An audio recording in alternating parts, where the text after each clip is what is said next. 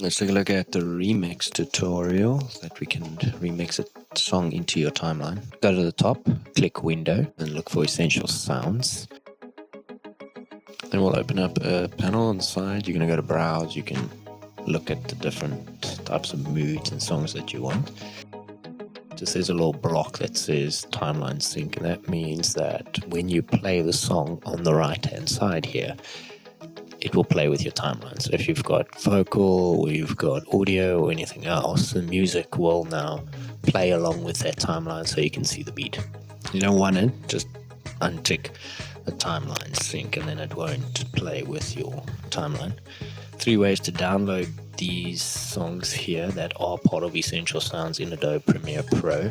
Add it directly to the project, save to local folder or save to library. I normally go save to local folder because then I've got it on my computer. So with my drive, then I know I can relink it anytime and I don't need internet. File, we just import it as normal.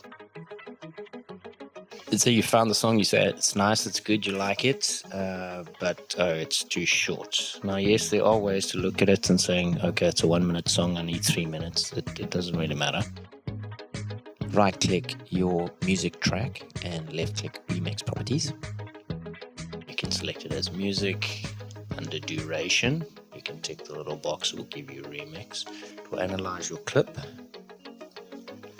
And what you need to do is to extend it to whatever your length of your video is. This video is 342. I'm going to make it a little bit longer. Okay, 350, as you see it says plus minus 5 seconds. So you're going to arrange it between the two. You want to get it where the fade out is. And now you've remixed your audio.